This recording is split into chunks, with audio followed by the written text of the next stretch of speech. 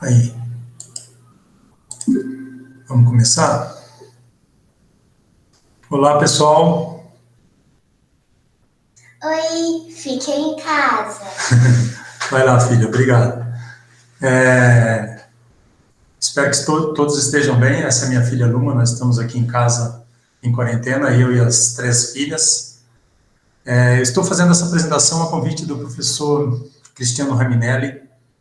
Ele solicitou que eu fizesse uma apresentação sobre a coalizão de pesquisa clínica Covid-19 e também sobre os tratamentos que estão sendo investigados no momento no combate à Covid-19. Bom, então eu vou iniciar com a coalizão Covid-19. Isso foi noticiado numa reportagem na Folha de São Paulo e no boletim eletrônico da Sociedade Brasileira de Química. Então, nesse boletim está explicado com muitos detalhes, né, do que se trata essa coalizão, mas o objetivo é levar para todos os locais com populações vulneráveis, né, os países mais pobres, os países que não têm recursos, por exemplo, para realizar desenvolvimento ou pesquisas na área de Covid-19, todos aqueles resultados em termos de novos medicamentos, de novos tratamentos, de vacinas, de EPIs, todas as conquistas da ciência, por exemplo, para esses países. Então, nós sabemos que nesses países,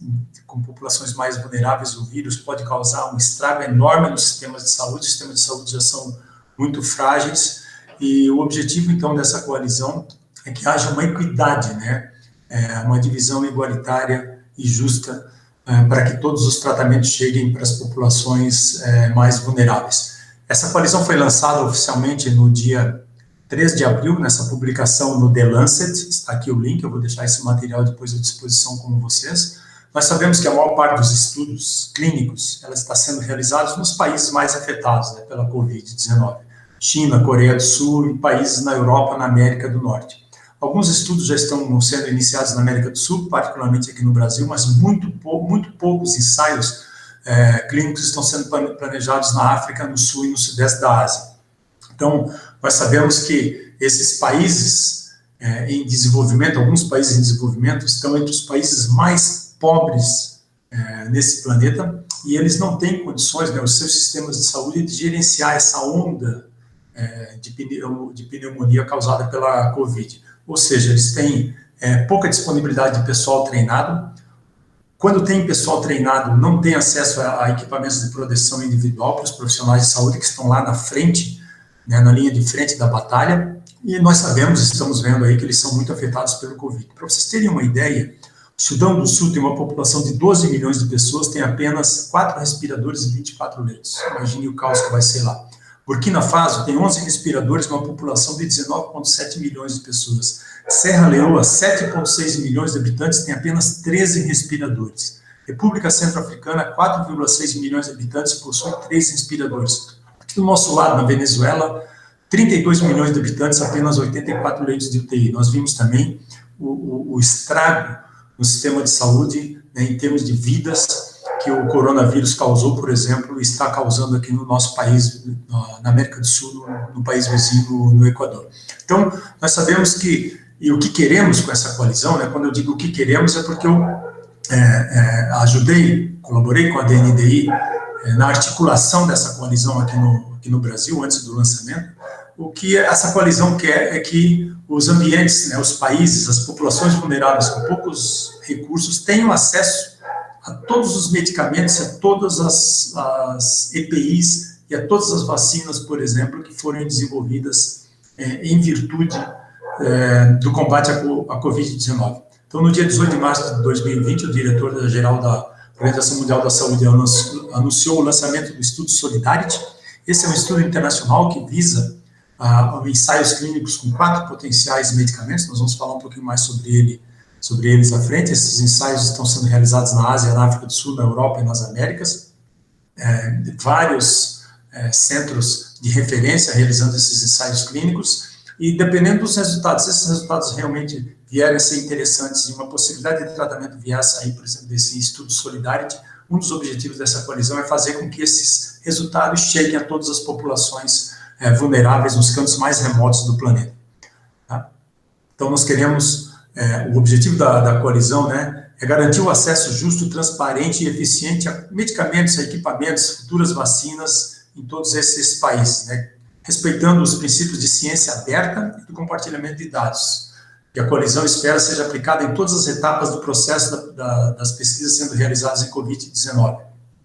Esse documento também pede para que todas as nações e os grupos interessados adotem, né, os procedimentos legais, então, para impedir o acúmulo e especulações que podem limitar o acesso de outros, né, aos medicamentos e aos equipamentos. Então, nós vimos em alguns casos aí que os Estados Unidos, em algumas ocasiões, passou à frente de outros países, né, são um país que tem muito poder de compra, muito forte, em aquisição de máscaras, de equipamentos de proteção individual, e obviamente que a gente não pode aceitar que isso aconteça, e que países vulneráveis, com populações vulneráveis, venham a ter um acesso dificultado. Então, o objetivo é que todas as intervenções que, porventura, se provarem efetivas para o tratamento da Covid-19, que elas sejam compartilhadas e elas sejam disponíveis para todas as populações dos países mais pobres. Então, os países do G20 têm um dever moral de solidariedade com países africanos e com todos os países que contêm aí populações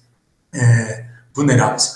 Esses são alguns dos membros que participaram, um total de 75 membros assinaram o lançamento dessa coalizão. Eu vou mencionar alguns aqui: a Fundação Bill e Melinda Gates, a Drugs for Neglected Disease Initiative, a DNDI, com a qual eu tenho colaboração, inclusive foi a DNDI que me solicitou para ajudar na articulação aqui no Brasil, a Fundação Oswaldo Cruz, no Brasil, a Medicines for Malaria Venture, a MMV, também baseada em Genebra, assim como a DNDI, com quem eu também tenho colaboração, a Fundação Mundo Sano, aqui na Argentina, o Instituto Pasteur, na França, e a Unicamp, a Universidade de Campinas. Eu, como sou membro, vocês veem aqui a assinatura do professor Munir.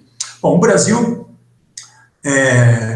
não endossou essa ação que foi organizada pela ONU. Então, essa ação teve um apoio de 179 países. Então, com esse apoio de 179 países, a Assembleia Geral da ONU adotou essa resolução demandando uma ação global para acelerar o desenvolvimento, a produção e o acesso a medicamentos, vacinas e equipamentos médicos frente ao coronavírus. Então, o Brasil, ao lado dos Estados Unidos, da Hungria, do Irã, da Rússia, entre outros países, está entre os 14 países que não patrocinaram a medida. Tá? O Brasil, aí, provavelmente pressionado pelo Trump, né, que está com essa briga com a OMS, infelizmente, num momento crítico como esse, não apoiou. Não foi contra, mas não apoiou, lamentavelmente. Essa iniciativa foi, inclusive, salientada naquele evento fantástico, né, organizado no sábado da semana passada, cerca de uma semana, One World Together at Home, em que uma das organizadoras foi a cantora Lady Gaga. Bom, na sequência eu vou falar também sobre tratamentos sendo investigados no combate à Covid-19. Como o professor Cristiano Raminelli, da Divisão de Química Orgânica da Sociedade Brasileira de Química, me convidou, eu vou dar um apanhado, vou fazer um apanhado geral sobre aquilo que tem surgido, né, nos últimos dias, nas últimas semanas, com relação a novas alternativas, ou alternativas possíveis para tratar esse vírus terrível. Primeiro, salientar que é fundamental que todos os medicamentos, por exemplo, que venham a funcionar para a Covid-19, a gente tenha certeza que eles sejam seguros.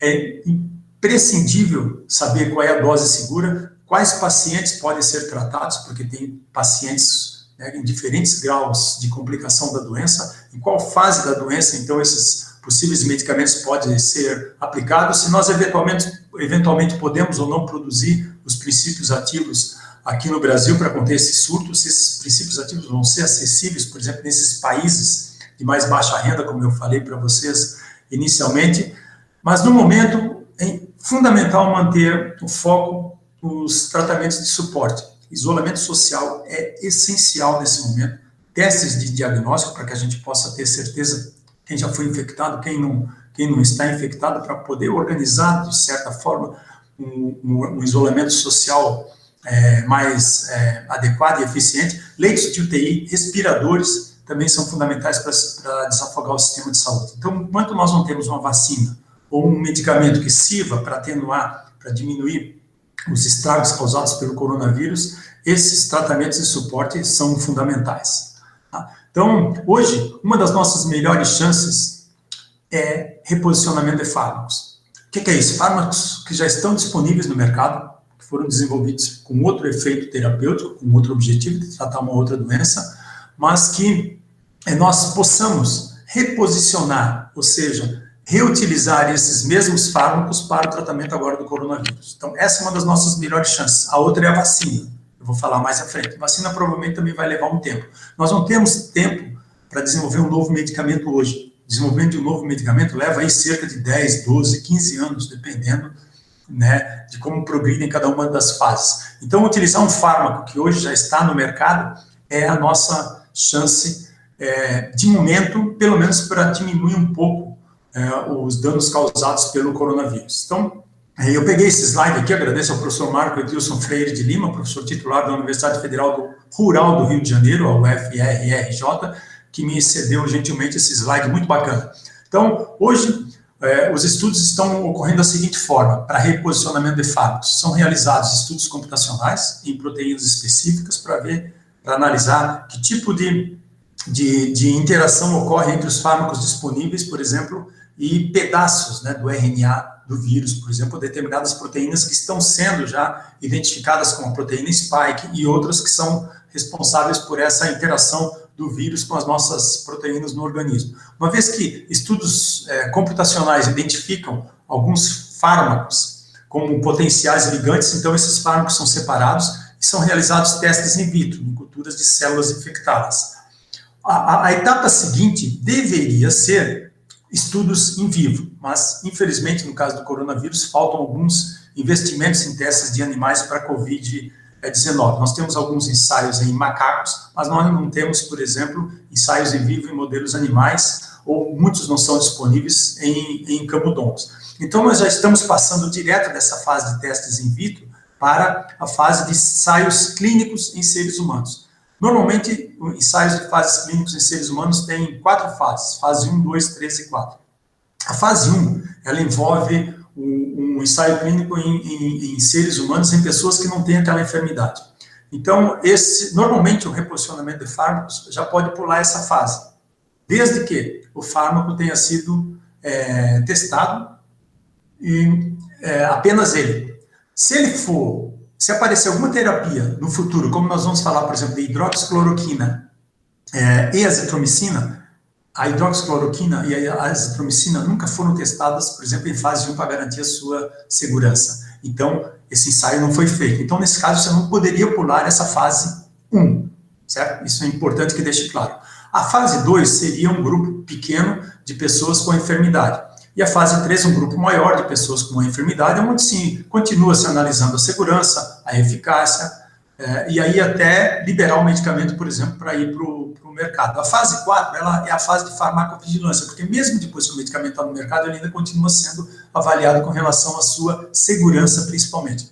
Na fase 4, depois que o medicamento está no mercado, muitos são até retirados do mercado porque eles apresentam toxicidades, por exemplo, que não foram possíveis de ser observadas durante os ensaios de fases clínicos 1, 2 e 3. Então, o ideal seria fase 1, fase 2 e fase 3, certo? Para esses reposicionamentos de fármacos. A fase 1 pode ser pulada desde que o medicamento não esteja sendo usado em combinação com outro medicamento. Esse é um ponto importante. Muito obrigado, Marco, por esse slide bacana. Um dos primeiros medicamentos que foi investigado para combater a Covid-19, o SARS-CoV-2, que é quem causa a Covid-19, foi o Tamiflu, cujo princípio ativo é o oseltamivir. Eu vou incluir as estruturas químicas assim, aqui nós, químicos orgânicos, adoramos ver as estruturas químicas, né? Então, a estrutura química do oseltamivir está aqui embaixo.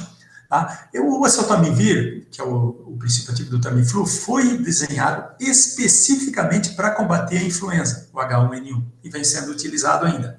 Tá? Então, infelizmente, os ensaios, embora alguns ensaios in vitro tenham sido promissores, os ensaios in vivo já mostraram, por exemplo, que o Tamiflu não é útil para o tratamento da Covid-19. Então, ele já nem está mais sendo investigado. Esses estudos foram realizados lá na Universidade de Hong Kong, e já eliminaram, então, o Tamiflu como um possível tratamento para a Covid-19. Outros corticoides também, para tentar evitar os processos inflamatórios mais nocivos, também falharam, né? A gente sabe que O SARS-CoV-2 causa um processo inflamatório enorme em vários órgãos do nosso organismo. Coração, fígado, né, nos rins, no pulmão, no intestino. É uma tempestade inflamatória. Mas, infelizmente, esses corticoides não foram úteis. O favipiravir é um medicamento antiviral que foi desenvolvido para tratar a gripe na China. E ele foi aprovado agora, 15 de fevereiro de 2020, para uso para tratamento, por exemplo, de gripe, né, de H1N1. Então, como ele já acabou de ser desenvolvido, os chineses, onde começou essa pandemia, já iniciaram alguns testes in vitro. Os resultados in vitro com o favipiravir foram muito interessantes. Eles passaram, por exemplo, alguns testes clínicos, e esses testes clínicos estão sendo realizados, então, com o favipiravir, que é o princípio ativo do Avigan. Está aqui, ó, para avaliar, então, a eficácia contra o novo coronavírus, após, como eu falei, os testes in vitro iniciais terem sido muito interessantes. Ele já passou diretamente para a fase em teste 3, está sendo avaliado em 100 pacientes contaminados pela Covid-19, os resultados devem ser publicados até o final de junho. Para dar algumas informações para vocês, ele está sendo administrado durante 14 dias para paciente entre 20 e 74 anos, que apresentam um quadro de pneumonia viral, quadro já mais grave, né? Uma complicação bem típica, então, da infecção.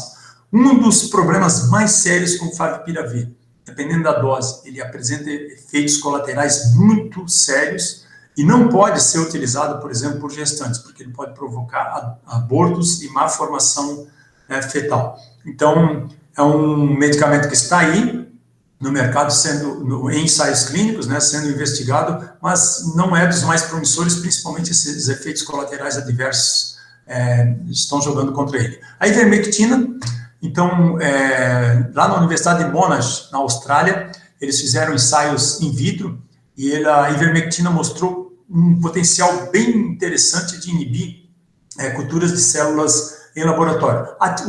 Os valores de atividade in vitro não foram muito altos, ele está no próximo slide, foi em torno de 2,5 micromolar. Tá? Mas para quem, se vocês não lembram, a ivermectina é essa molécula complexa aqui, ela é utilizada, por exemplo, para tratamento de piolhos. A criança chega em casa infestada de piolhos, o tratamento é lavar com shampoo e tomar 1 ou 2 comprimidos de ivermectina aí por um período de cerca de 3 dias. A ivermectina também já foi bastante eficaz em testes in vitro contra uma ampla gama de vírus, como os que causam HIV, a dengue, a gripe, o Zika, mas nunca foi utilizada em testes clínicos com resultados muito promissores. A ivermectina, ela não é um produto natural, ela é um produto sintético obtido a partir dessa molécula aqui, ó, que é a avermectina. Tá?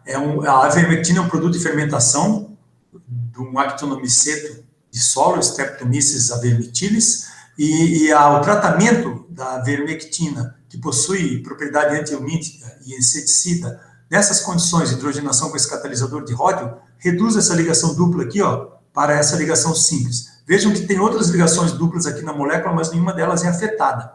Tá? Então, a avermectina é convertida na ivermectina, que é um derivado que foi sintetizado em 1975, normalmente apresenta maior potência e menor toxicidade quando comparado com a ivermectina. Só para lembrar vocês, o Prêmio Nobel de Fisiologia e Medicina em 2015 foi concedido para Campbell e Ogura pela descoberta da ivermectina, essa molécula aqui de cima.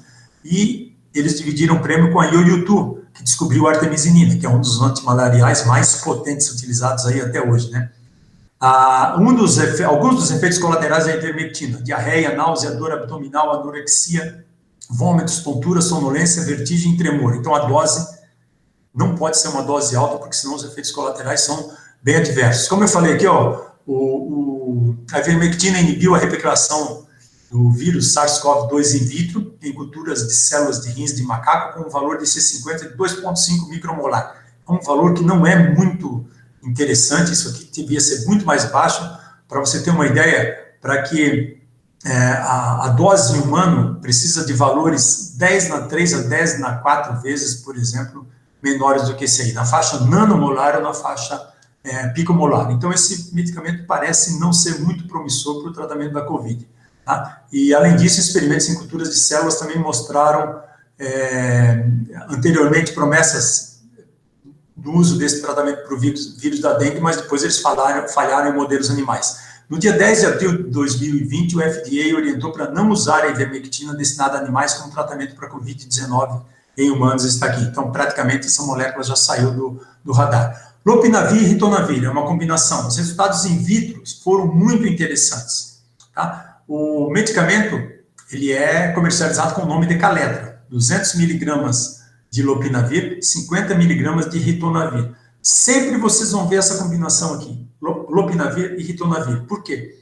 O lopinavir, que é essa molécula de cima, ele sofre metabolismo causado pela citocromo P3A com muita facilidade, muito rapidamente. Então, o clearance dele é muito alto, ele é rapidamente eliminado do organismo. Então, ele sempre tem que ser coformulado com o inibidor de CYP3A, que é o ritonavir. O ritonavir atua atrasando o metabolismo do lopinavir, porque ele interage com a citocromo 3A, então sempre mantendo uma alta concentração plasmática do lopinavir, que é realmente a molécula mais potente aí como antirretroviral. Isso aqui é uma informação bastante interessante. Esse aqui, um estudo, um ensaio clínico publicado no New England Journal of Medicine, um ensaio clínico com lopinavir e ropinavir, envolvendo 90 lopinavir e ritonavir, envolvendo 99 adultos com Covid-19 e sinais radiológicos de pneumonia viral. E um grupo controle com 100 pacientes. Tá? Depois de 14 dias, eles observaram 45% de melhora clínica com medicação e 30% sem medicação. Tempo de melhora, 15 dias com medicação versus 16 dias no grupo controle. Mortalidade, 19,2% com medicação e 25% sem a medicação, o que não é uma diferença muito significativa aqui, na verdade, né? Temos percentuais. 13 pacientes interromperam o tratamento por efeitos colaterais adversos, principalmente gastrointestinais, porque normalmente a dose utilizada ela é muito alta. No próprio editorial do artigo, nas conclusões do artigo, os próprios autores são céticos, porque eles, apesar de observar alguma melhora clínica, não houve redução da viremia, a carga viral não diminuiu. Então, os próprios autores não recomendam, por exemplo, o uso do lopinavir e ritonavir, mas alguns outros ensaios clínicos estão sendo utilizados. O que é interessante é que a AbbVie, que detém a patente do Caletra, abriu mão dos dados, né, da patente, de qualquer lucro em virtude da patente, caso essa combinação lopinavir e ritonavir venha a ser realmente interessante para o tratamento da Covid-19. Essa é uma iniciativa bastante legal. Bom, hidroxicloroquina, azitromicina. E esse é um caso que eu vou procurar resumir aqui, né? Isso aí chamou muita atenção da mídia nos últimos dias, nas últimas semanas. Hoje, estão sendo aí vários estudos clínicos em vários centros estão sendo realizados.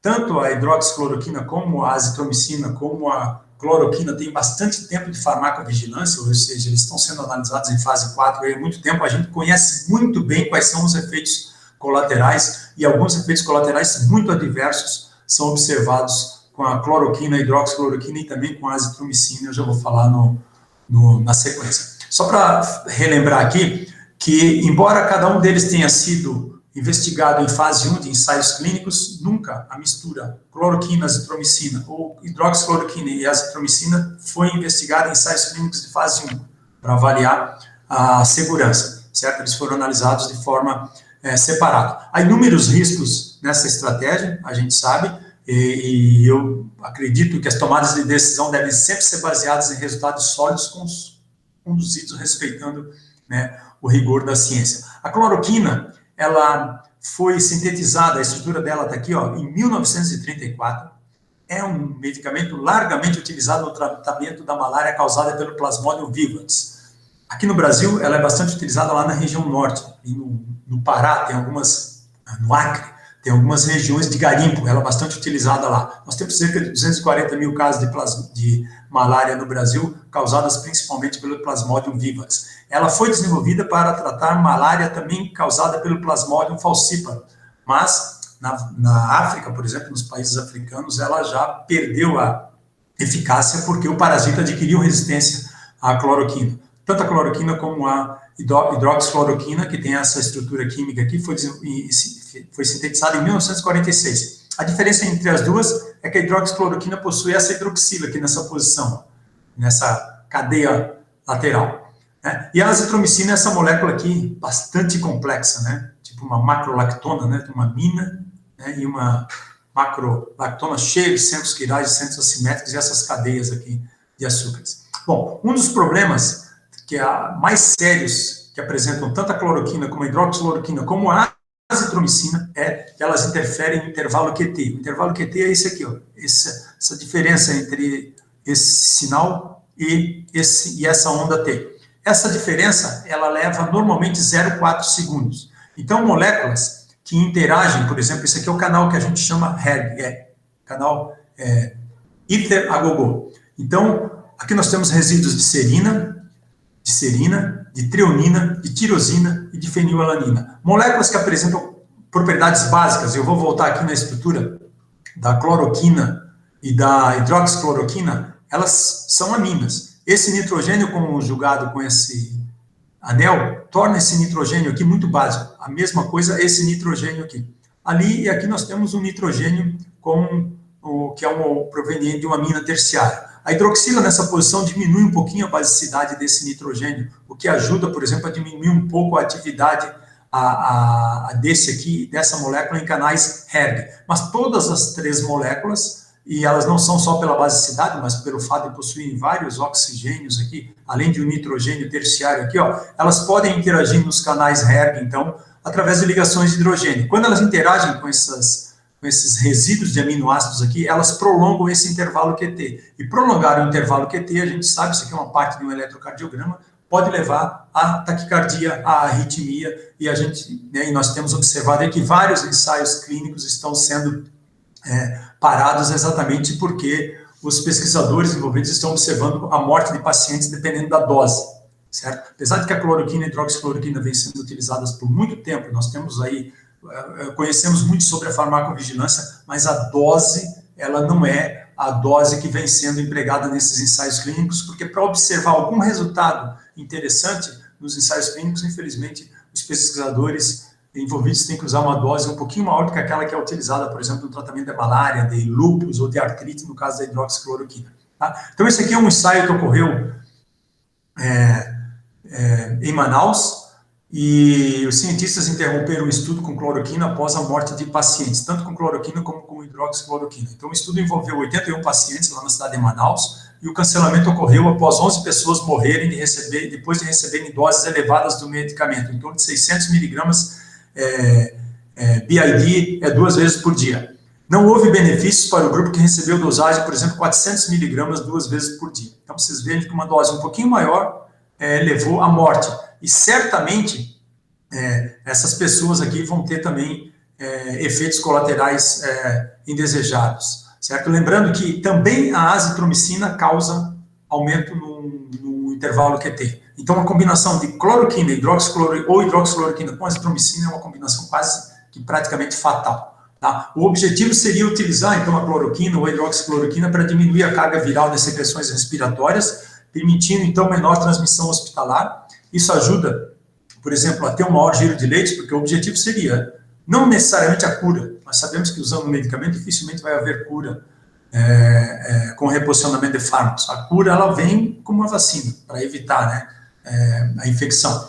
Mas vamos pensar o seguinte: se você recebe pacientes e esses pacientes estão em condições de UTI, são casos graves, tem aqueles respirando voluntariamente e tem aqueles que precisam de respiração mecânica, né, por ventilação mecânica, respiração artificial. Você diminuir o giro de leitos, você diminuir o tempo que a pessoa fica internada no hospital, já seria um ganho enorme. Imagina você diminuir 2 a 3 dias que uma pessoa em estado grave fica internada no hospital. Então, você pode liberar leitos com maior rapidez e pode, por exemplo, a abertura daquele leito permite que uma outra pessoa em caso grave, em estado grave, possa entrar. Então, isso seria importante. Mas, infelizmente, por todos os ensaios que estão sendo desenvolvidos e divulgados até agora, a cloroquina ou a hidroxicloroquina e a azitromicina não trazem efeitos importantes. A Secretaria de Segurança Pública do Amazonas e a Polícia Civil informaram que estão investigando várias ameaças de morte feitas ao médico da Fundação de Medicina Tropical e pesquisador da Fiocruz, o Dr. Marcos Lacerda. Infelizmente, a cloroquina e a hidroxicloroquina viraram uma questão política no Brasil. Nós estamos vendo aí, por exemplo, que o presidente Donald Trump, nos Estados Unidos, anunciou, quando foi publicado o primeiro estudo, né, um estudo francês, que foi muito mal conduzido, por sinal, que tinha encontrado a cura. Isso aí, inadvertidamente, levou, por exemplo, outras pessoas a acreditarem, assim como o nosso presidente aqui no Brasil, que também comprou a ideia, que defende o uso da hidroxicloroquina e da cloroquina no tratamento da Covid-19, e isso levou, por exemplo, muitas pessoas no mundo inteiro, uma corrida desenfreada às farmácias, acabando com o estoque, por exemplo, desses medicamentos nas farmácias, né? Hoje, por exemplo, tanto a cloroquina como a hidroxicloroquina, elas precisam de uma receita especial para ser compradas. Há outros estudos, e eu gostaria de salientar aqui um estudo terrivelmente mal feito, muito tendencioso, que foi feito pelo Prevent Senior, que é um grupo particular, privado de saúde, que estudou um grupo de 721 pacientes. Eles acabaram de divulgar esses resultados. Recrutados todos por telemedicina, com suspeita de Covid, apenas suspeita, sem qualquer resultado de exame que confirmasse a presença do vírus. Olha que estranho. Dos 721 pacientes listados, 85 não foram acompanhados. Sobraram 636. Destes 636, 224 se recusaram a receber o tratamento e viraram um grupo de controle. Simplesmente porque se recusaram a receber o tratamento. Também sem saber se tinham ou não a Covid-19. Então, o grupo analisado que tomou hidroxicloroquina e azitromicina em doses não conhecidas, porque eles não informaram, teve 412 pessoas. Então, eles observaram uma melhora aí de cada 28 internações, um não precisou, um foi liberado, um número que não realmente muito interessante, muito considerável, mas esse estudo foi suspenso, então, pela CONEP, que é a Comissão Nacional de Ensaios de Ética em Pesquisa Clínica, suspendeu o estudo da Prevent Senior sobre o uso da cloroquina para o Covid-19, inclusive com indícios de fraude. Esse estudo está sendo investigado porque eles citaram, inclusive, um número do clinical trial na CONEP, aprovado pela CONEP, que realmente não havia sido aprovado pela CONEP. Então, nós tivemos aqui outros estudos americanos sendo descritos nos últimos anos. Então, um deles, por exemplo, que tem mais mortes em pacientes que usaram hidroxicloroquina do que em pacientes que não usaram nenhum medicamento. Tá? Aqui, nós temos outros ensaios estudos clínicos sendo realizados, por exemplo, na Universidade de Virgínia, envolvendo 368 pacientes infectados com o novo coronavírus, esses aí sim, comprovadamente, mas eles não encontraram evidências, né, nos primeiros resultados publicados, de que o uso da hidroxicloroquina com azitromicina ou sem azitromicina tenha reduzido, por exemplo, o risco de ventilação mecânica em pacientes internados com Covid-19, ou seja, não trouxe nenhuma melhora. Mas uma associação de aumento de mortalidade foi identificada em pacientes tratados com hidroxicloroquina. Né? Para vocês terem uma ideia aqui, eu fiz um resumo: com hidroxicloroquina, 27,8% morreram, com hidroxicloroquina mais azitromicina, 22,1% morreram, sem tratamento, 11,4% morreram. Então, você vê que, infelizmente, os resultados não são muito animadores com essa combinação, né? Agora, recentemente, o Conselho Federal de Medicina, essa semana, teve uma reunião com o presidente Jair Bolsonaro e disse que não recomenda o uso da hidroxicloroquina para pacientes em tratamento de Covid-19, mas libera os médicos a receitarem o medicamento em 3 casos específicos, que estão aqui. Quando o paciente está em estado crítico, em UTI com lesão pulmonar, a hidroxicloroquina pode ser usada pelos médicos no uso compassivo, né, por compaixão. Quando o paciente já está fora de possibilidade terapêutica, ou seja, quando tem poucas chances de recuperação, e o médico, com autorização da família, utiliza a substância. Caso 2, quando o paciente com sintomas de Covid-19 chega ao hospital. Então, existe um momento de replicação viral em que o medicamento pode ser utilizado pelo médico sempre com autorização de pacientes e familiares. Caso 3, o caso mais leve, quando o paciente tem sintomas leves, como se fosse uma gripe comum, o médico então pode usar a hidroxicloroquina, desde que o paciente não tenha nem influenza A ou B, dengue ou H1N1.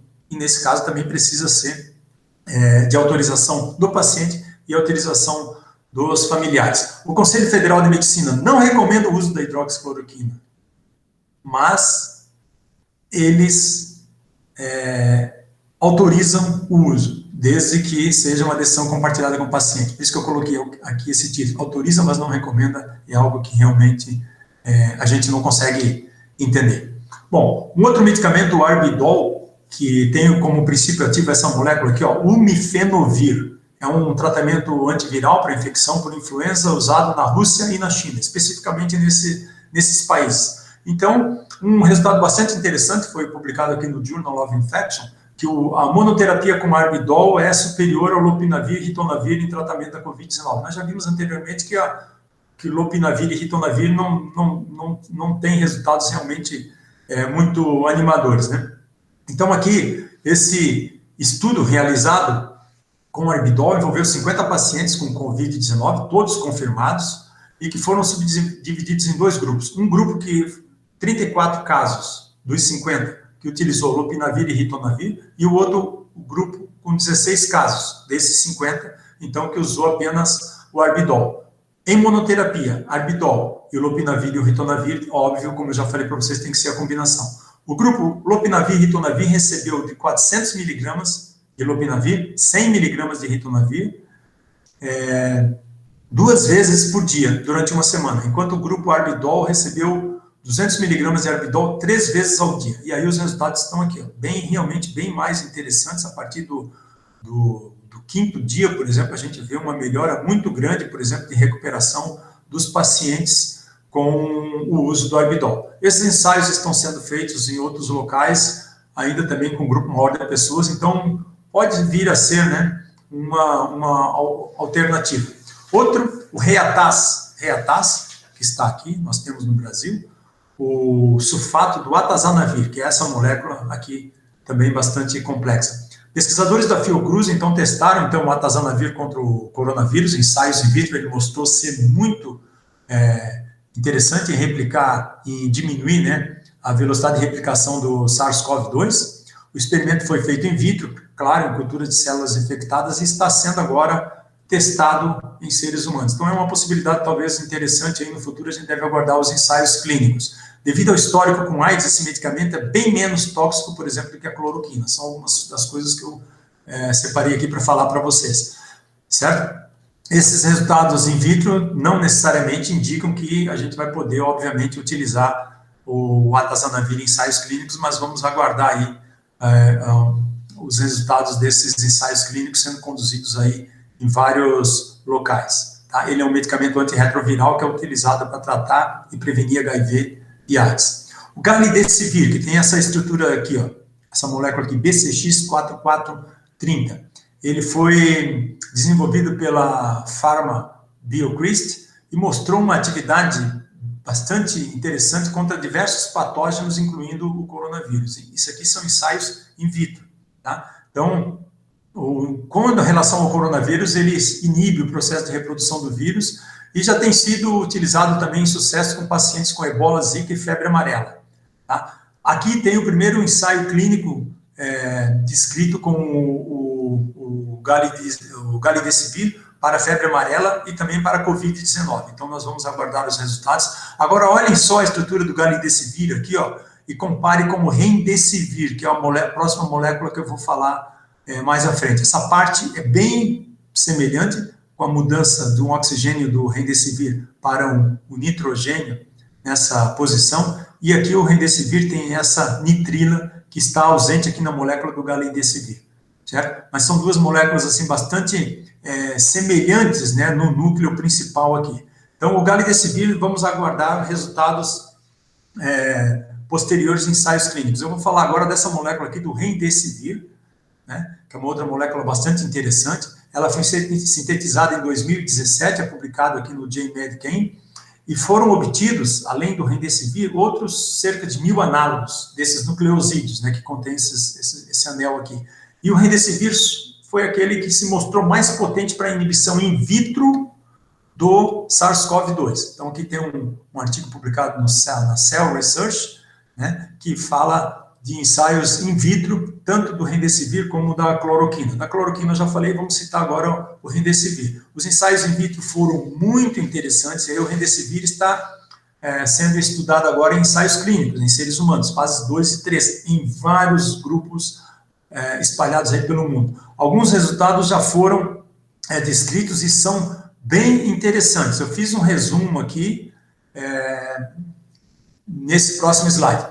Então, esse artigo publicado aqui no The New England Journal of Medicine, eu procurei resumir aqui para vocês. 53 pacientes com COVID confirmada por PCR, então é sempre importante, por exemplo, você fazer o estudo e ter certeza que os pacientes têm COVID, certo? E que estavam hospitalizados respirando voluntariamente ou com necessidade de suporte de oxigênio, ou seja, com ventilação, com respiração artificial, ventilação mecânica. Desses 53 pacientes, 40 ou 75% deles receberam o tratamento completo de 10 dias de Remdesivir.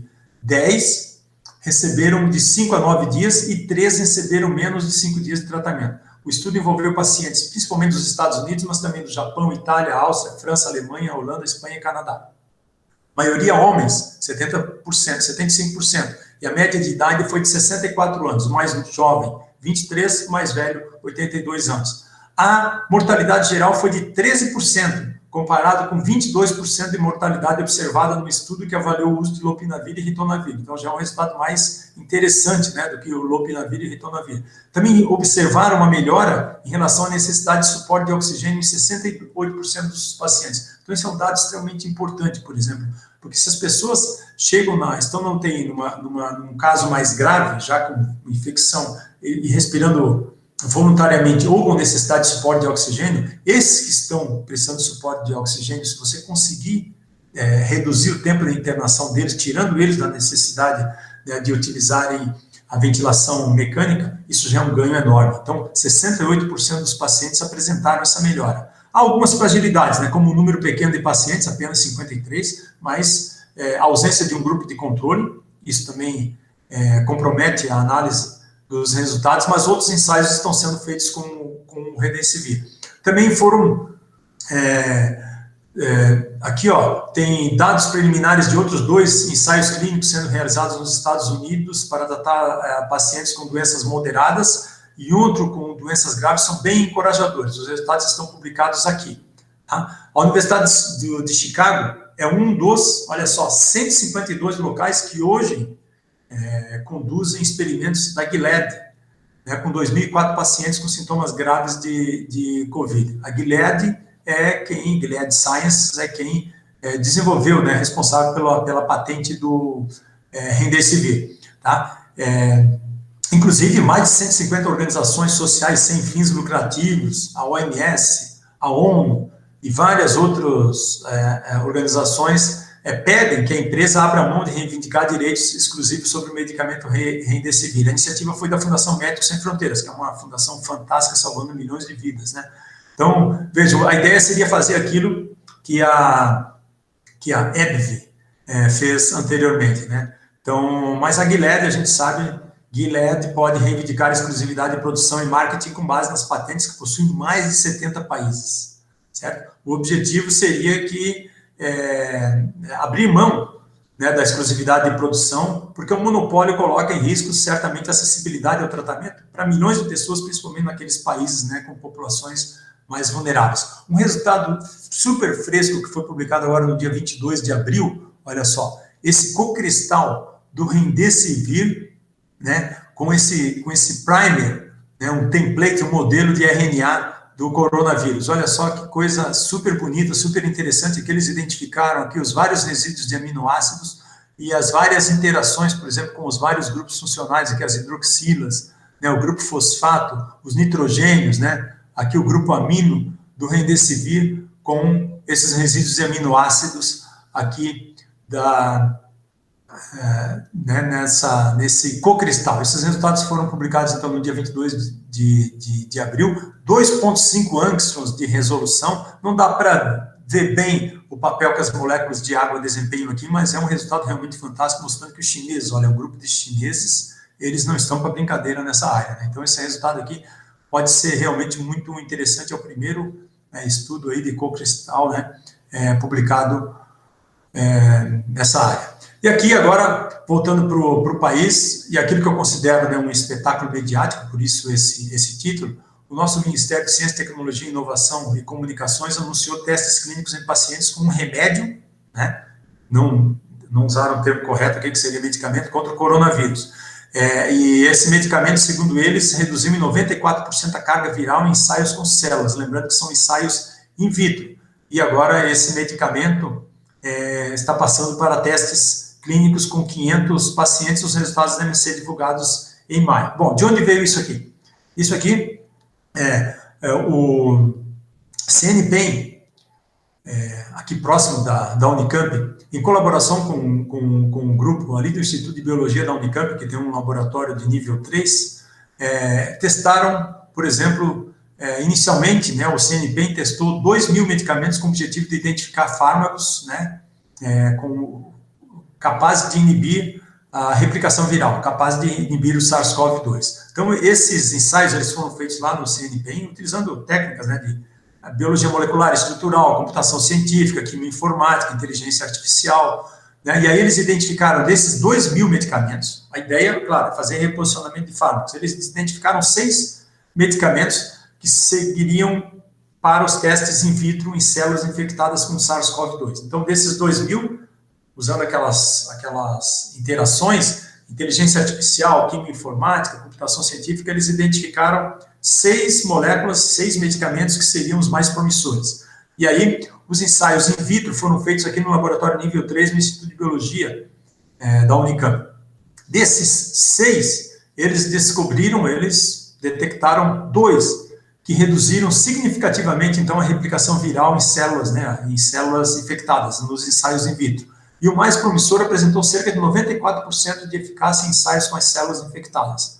E aí, na última terça-feira, dia 14 de abril, o ensaio clínico que foi cofinanciado, né, pelo Ministério de Ciência, Tecnologia e Inovação, mas feito aqui no CNPEM, com colaboração da Unicamp, obteve autorização da Comissão Nacional de Ética em Pesquisa, do CONEP, para realizar a última etapa dos testes, que seriam os ensaios clínicos em pacientes infectados com Covid. Tá? Aqueles 500 pacientes que eu falei para vocês, que vão ser ensaio que vai ser realizado em 7 hospitais das Forças Armadas, localizados no Rio de Janeiro, São Paulo e Brasília. Lembrando que o ministro fez uma coletiva, chamou toda a imprensa e disse que o governo estava testando um novo medicamento, né, um medicamento secreto contra a Covid.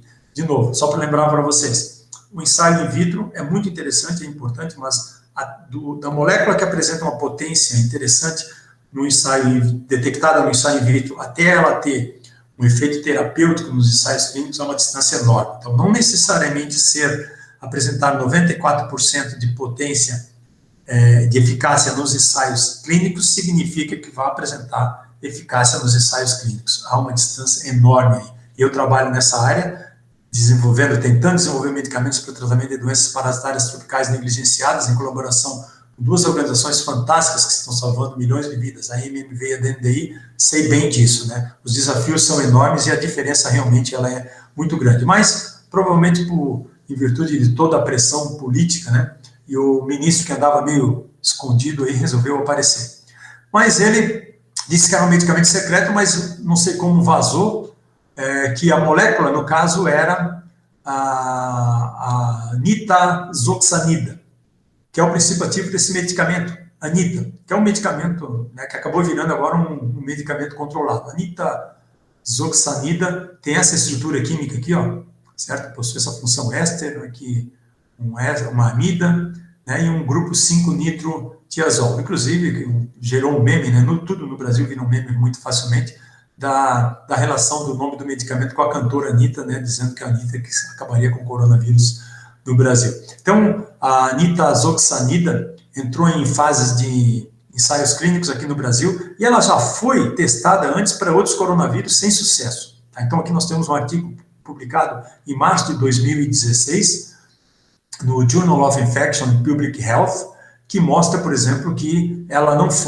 apresentou nenhum resultado interessante no tratamento da MERS, né, que é causada também por um coronavírus. Então, baseado nesse resultado, provavelmente os resultados não vão ser muito interessantes. Prescrições desse medicamento, né, da nitazoxanida agora, precisam de uma receita especial, né, novamente, para evitar uma corrida às farmácias, a Anvisa foi lá e decidiu que as farmácias e drogarias devem registrar todas as entradas e saídas desse medicamento, além dos dados dos consumidores, exatamente para não acontecer aquilo que aconteceu com a hidroxicloroquina, né? Que houve a corrida às farmácias, a hidroxicloroquina que é utilizada para tratamento de lúpus e de artrites, por vários pacientes aí espalhados pelo país, ela foi retirada das farmácias e esses pacientes não conseguiram acesso a esse medicamento, né? Então, hoje ela é controlada. Então, a nitazoxanida também, que foi citada pelo ministro, ela já vem sendo testada em outros países, tá? Então, se você entrar lá no clinicaltrials.gov, você vê que tanto no Egito, no México, nos Estados Unidos, também estão realizando ensaios clínicos. Então, apesar dela ser secreta e eventualmente ter sido descoberta aqui, infelizmente, né, isso não é verdade, porque hidroxicloroquina e nitazoxanida já vem sendo investigada aí em vários outros países. Vamos aguardar os desdobramentos, né? Para vocês que tiverem interesse, por exemplo, em mais detalhes sobre todos os tratamentos para coronavírus, eu separei aqui, por exemplo, esse artigo muito interessante de revisão publicado no JAMA. Aqui também tem um artigo interessante, o link está aqui publicado, né, na revista Science Magazine. Então, esse material eu vou disponibilizar para vocês.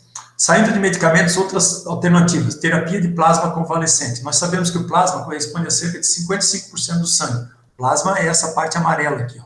Então, você retira as hemácias, os glóbulos vermelhos e sobra isso aqui. Então, apresenta a cor amarelada, é composto por 90% disso aqui é água, tem mais proteínas, tem sais, tem lipídios, tem hormônios, tem vitaminas e tem o que mais? Anticorpos. A ideia é essa. Então, é retirar plasma sanguíneo de pacientes que se recuperaram do coronavírus, então que tem lá os seus anticorpos, e esses anticorpos podem apresentar o potencial de diminuir a gravidade ou a duração causada pelo vírus. Então, o objetivo é retirar o plasma de um paciente que já tenha desenvolvido imunidade à doença, tem os anticorpos, então injetar esse plasma em pacientes que estejam em estado grave, para que esses anticorpos, por exemplo, ataquem o vírus, reduzindo a carga viral e, eventualmente, né, auxiliem o paciente a criar novos anticorpos. Isso é uma etapa extremamente importante no tratamento, né, porque normalmente essas pessoas que estão em estado mais grave já não têm capacidade, por exemplo, de produzir os seus leucócitos, né, que tem aqui os linfócitos, que são as células de defesa, né, que são os anticorpos que atuam aí como proteínas antivirais, né? Há riscos? Sim, há riscos de transmissão de doenças, né? Hoje no Brasil nós temos um consórcio aqui formado pelo Einstein, o Sírio-Libanês e a USP, realizando testes clínicos para o uso, né, do sangue de pacientes que já se recuperaram do coronavírus, na verdade do plasma, né, do sangue. A OMS divulgou que não tem certeza se a presença de anticorpos fornece ou não proteção total contra a reinfecção, e acredita, inclusive, que uma porcentagem muito pequena da população tenha soro convertido, ou seja, que teve a Covid, tenha se recuperado, tenha soro convertido, que tenha produzido anticorpos. Então, muitos ensaios, mas é uma terapia, né, que eu creio ser interessante. Vacinas. A gente sabe que o tempo para desenvolver uma vacina pode levar aí de 1 ano a 2 anos, mas o tempo para desenvolver uma vacina normal é de cerca de 10 anos, por aí, tá? Daqui a pouco eu vou falar sobre a vacina da dengue. As bases das vacinas, elas são diferenciadas. Alguns estudam algumas utilizam mRNA, que é uma fita do ácido nucleico, né, do RNA, que contém uma mensagem, ou seja, uma informação para uma proteína do coronavírus, SARS-CoV-2, chamada proteína Spike. Outros tipos de vacina envolvem a aplicação de adenovírus, que são vírus atenuados, né, vírus atenuados que não causam doença em humanos. Nós temos várias vacinas, por exemplo, hoje, que envolvem a utilização de vírus atenuado, ou que foram desenvolvidas, né, com vírus atenuado. Outras se baseiam em adenovírus, por exemplo, modificados expressando a proteína spike, né, o que a gente chama de quimera viral. Os adenovírus, eles podem ser humanos ou de chimpanzés. Então, hoje nós temos vários ensaios clínicos sendo realizados, tentando produzir uma vacina. Tem ensaios clínicos na Alemanha, que eu não coloquei aqui, mas tem aí no Reino Unido, no Canadá, vários nos Estados Unidos. A China também tem vários estudos clínicos, né, sendo desenvolvidos com vacinas. Vacina é a nossa melhor chance, certo? Um medicamento pode ajudar aí a reduzir a carga viral. No momento é a nossa alternativa mais viável, mas a longo prazo, realmente, para imunizar a população, a vacina vai ser essencial. Então, tem alguns outros casos aqui, né? A primeira vacina contra a Covid a ser testada em seres humanos foi desenvolvida, ou está sendo desenvolvida, lá no Instituto de Pesquisa em Saúde Kaiser Permanente, em Seattle. É uma vacina de RNA. Então, ela usa trechos de RNA que compõem o material genético do vírus. Que lá dentro, né, da cápsula tem aquele material, né, que é RNA. O vírus não tem RNA, DNA, tá? É RNA. Tem vacina chinesa com adenovírus modificado, são algumas que eu escolhi aqui para salientar para vocês.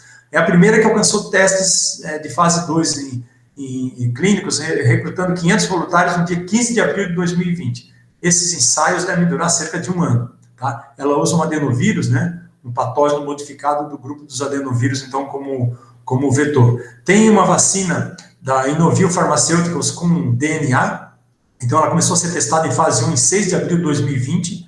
O método é bem semelhante com a vacina de RNA que eu descobri aqui em cima, mas com a diferença de que ela usa o genoma do vírus na parte correspondente ao código da proteína S, que é a proteína spike. E aí que foi aqui adaptado para uma molécula de DNA. No Brasil, o imunologista Jorge Calil, que é diretor do Laboratório de Imunologia do INCOR, ele lidera uma pesquisa que é financiada pela FAPESP para desenvolver uma vacina contra o coronavírus, que é baseada, né, que utiliza uma parte de uma proteína do coronavírus, então uma vacina sintética. E bem interessante essa alternativa, obviamente, que a gente torce para que ela tenha sucesso.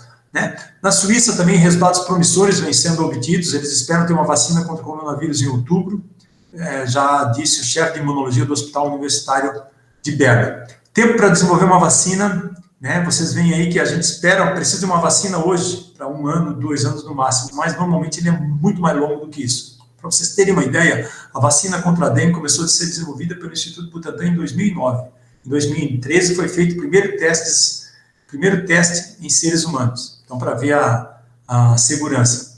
De 2000, isso foi até de 2016, 2013 a 2016. Em 2016, 16 centros de todo o país recrutaram 17 mil pessoas, 1/3 delas utilizando placebo, certo? E 2/3, então, usando essa vacina. E essas pessoas vão ser monitoradas no período de 2016 até 2021, certo? Por 5 anos. Então, só em 2021, no ano que vem, nós vamos ter os resultados desses ensaios clínicos sendo realizados com 17 mil pessoas em 16 centros em todo o país. Vocês vejam, depois do estudo ainda vai ser submetido à Anvisa, que é a nossa Agência Nacional de Vigilância Sanitária, e aí depois é que a vacina vai começar a ser produzida em larga escala e vai ficar disponível para aplicar na população. Mas olha só, começou lá em 2009, gente. 2009 até 2021 são aí 12 anos, para vocês terem uma ideia. Bom, isso era o que eu tinha para apresentar para vocês. Eu gostaria de agradecer aqui, mais uma vez, o professor Cristiano Raminelli, que é o diretor da divisão de Química Orgânica da Sociedade Brasileira de Química, ao Giovanni, ao Fernanda, pelo convite para falar, dar uma ideia, né, para vocês daquilo que vem sendo desenvolvido, além de abordar a questão da palizão. Eu espero que estejam todos bem, em segurança, eu espero encontrá-los em breve, todos bem e em segurança. Espero que esse momento vá passar. Eu estou envolvido aqui na Unicamp em uma força-tarefa, na questão de articulação, como eu falei para vocês, com relação àquela coalizão, ajudando a DNDi, a convite da DNDi América Latina para ajudar na articulação aqui, incluir a Unicamp como signatária, e também testando moléculas do portfólio da Medicines for Malaria Venture, a MMV, e da Drugs for Neglected Disease Initiative, a DNDi. São moléculas que nós estamos tentando desenvolver medicamentos para tratar a malária, doença de Chagas e leishmanioses. Para vocês terem uma ideia, a malária matou 505 mil pessoas, 405 mil pessoas no último ano. Uma criança morre a cada 2 minutos de malária no mundo. Isso é inadmissível. O que nós estamos procurando com essas moléculas são novos medicamentos para tratar a malária em dose única. A pessoa utiliza uma dose e elimina em 6 dias, por exemplo, o parasita da malária do organismo. Isso são desafios enormes, né? Nós estamos hoje tentando realizar drug discovery, descoberta de medicamentos no Brasil, tentando desenvolver essas moléculas. Então, como eu tenho essas moléculas no portfólio, tanto da MMV como da DNDi, cerca de 2.000 moléculas, nós estamos fornecendo, então, essas moléculas para essa força-tarefa da Unicamp, e principalmente em colaboração com o pessoal lá do ICB da USP de São Paulo e do Instituto de Física da USP de São Carlos, para que essas moléculas possam ser testadas in vitro contra o SARS-CoV-2. O objetivo não é desenvolver um medicamento agora, porque nós não temos tempo para isso, mas esses testes, esses ensaios in vitro, eles podem trazer informações importantes para aproveitar, por exemplo, em reposicionamento de fármacos. Uma vez que a gente identifica quais são as entidades químicas, os grupos funcionais, as moléculas que inibem a replicação do vírus in vitro, a gente pode, então, relacionar essas moléculas com medicamentos que estejam disponíveis hoje já no mercado, né, os fármacos, e também moléculas que estejam em fases de testes clínicos 2 e 3, já avançadas, que já passaram pela fase de teste 1, pela fase 1 de testes clínicos. Então, assim, a gente pode pegar moléculas, por exemplo, que estejam também em fases de testes clínicos 2 e 3 para trazer, né, para o combate ao coronavírus, que o objetivo seria, então, trazer alguma melhora, né, alguma melhora significativa que puder diminuir o dano causado pelo coronavírus, pelo SARS-CoV-2, principalmente diminuindo o tempo de internação e aumentando o giro de leitos nos hospitais, ela seria fantástica. Tá? Eu espero que estejam todos bem, espero que a gente possa passar por esse momento e se reencontrar em breve. Vai ser realmente uma alegria para todos nós. No momento, o que eu peço para vocês é cuidem, fiquem em casa, respeitem o isolamento como vem sendo proposto por todas as autoridades sanitárias, pela Organização Mundial da Saúde, pelos cientistas, pelos pesquisadores, pelos imunologistas, pelos virologistas, pelos infectologistas, pelos profissionais de saúde. Fiquem em casa, ajudem a cuidar dos seus familiares, dos seus amigos e a cuidar da sociedade como um todo. Eu agradeço mais uma vez o convite e beijo no coração de todos. Obrigado.